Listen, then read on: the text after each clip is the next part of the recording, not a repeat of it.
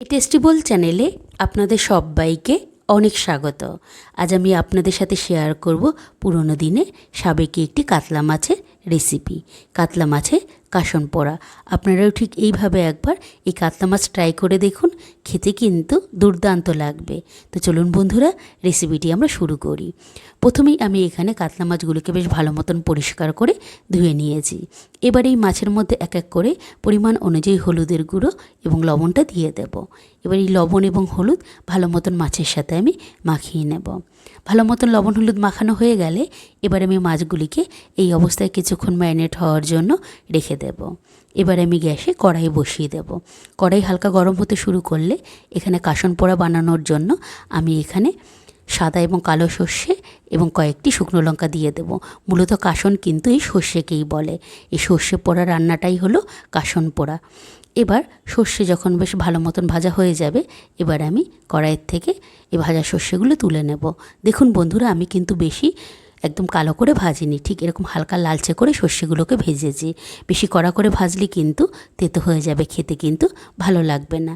এবার এই সর্ষের মধ্যে ভাজা লঙ্কা দিয়ে আমি মিক্সিতে এরকম মিহি করে পেস্ট করে নিয়েছি। খুব মিহি করে পেস্ট না করলেও কিন্তু হবে, একটু দানা দানা থাকলে কিন্তু কোনো অসুবিধা নেই।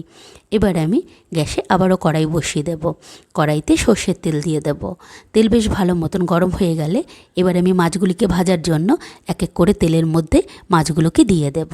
সমস্ত মাছ তেলের মধ্যে দিয়ে একটু সময় নিয়ে ভালো মতন লালচে করে ভেজে নেব।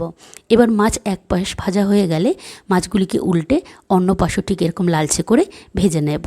এবার যখন মাছ বেশ ভালো করে ভাজা হয়ে যাবে, এবার আমি মাছগুলি তেল থেকে তুলে নেব। সমস্ত মাছ তেল থেকে তোলা হয়ে গেলে এবার আমি পরবর্তী রান্নাটা কিন্তু এই মাছ ভাজার তেলের মধ্যেই করব। এবার এই তেলের মধ্যে আমি ফোড়নে কালো জিরে এবং শুকনো লঙ্কা দিয়ে দেব। ফোড়ন বেশ ভালো মতন ভাজা হয়ে গেলে এবার আমি এই তেলের মধ্যে রসুন কুচি এবং কাঁচা লঙ্কা কুচি দিয়ে দেব। আপনারা যদি জ্যান্ত কাতলা মাছ ব্যবহার করেন তাহলে কিন্তু এই রসুন কুচিটা না দিলেও চলবে, এতে কিন্তু কোনো টেস্টের পার্থক্য হবে না। এবার এই রসুন কুচি হালকা করে ভেজে নিয়ে এবার আমি তেলের মধ্যে এক এক করে স্বাদ অনুযায়ী লবণ, হলুদের গুঁড়ো এবং অল্প পরিমাণে একটু লাল লঙ্কার গুঁড়ো দিয়ে দেব। এই সময় কিন্তু গ্যাসের ফ্লেম একটু মিডিয়ামে রাখবেন, হাইতে রাখলে কিন্তু মশলা পুড়ে যাবে। এবার আমি এখানে জল দিয়ে দেব। আপনারা যে যেরকম ঝোল রাখতে চাইবেন সেভাবে এখানে জলের পরিমাণটা দিয়ে দেবেন। এবার এই ঝোল ভালো মতো নাড়াচাড়া করে নিয়ে কিছুক্ষণ একটু ফুটতে দিতে হবে। আপনারা কিন্তু বেশ ভালো মতন এই ঝোল ফুটিয়ে নেবেন। ঝোল যখন ঠিক এরকম টকবক করে ফুটতে থাকবে, এবার আমি এখানে আগের থেকে তৈরি করে রাখা যে কাসন সেটা আমি এখানে দিয়ে দেব। এবার ভালো মতো নাড়াচাড়া করে নিয়ে ঝোলের সাথে আমি মিশিয়ে নেব। এবার যখন মশলা বেশ ভালো মতন ঝোলের সাথে মেশানো হয়ে যাবে, এবার এখানে আমি ভাজা মাছগুলো দিয়ে দেব। সমস্ত মাছ ঝোলের মধ্যে দিয়ে এবার ভালো মতন এই ঝোলে মাছগুলিকে নাড়াচাড়া করে নিয়ে কিছুক্ষণ একটু ফুটতে দেব, যাতে মাছের ভেতর বেশ ভালো মতন মশলা এবং লবণ ঢুকে যেতে পারে। কিছুক্ষণ মাছ ফুটে গেলে এবার এখানে আমি একদম শেষে ধনেপাতা কুচি দিয়ে দেব।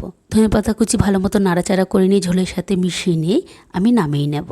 ব্যাস এইভাবেই কিন্তু আমার তৈরি হয়ে যাবে এই সুস্বাদু কাতলা মাছের কাসন পোড়ার রেসিপি। আজ তবে আসি বন্ধুরা, বাই।